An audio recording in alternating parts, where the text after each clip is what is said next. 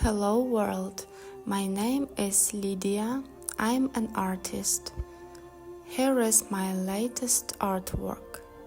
It was made by acrylics on canvas on a cardboard.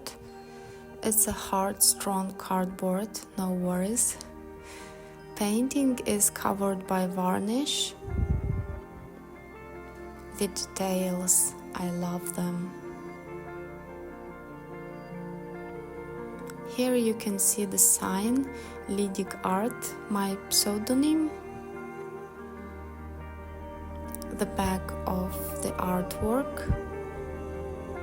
I named it What Do You See Inside of You?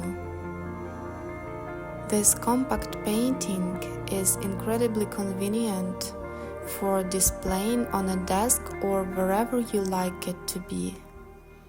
The dimensions are 13 to 18 centimeters.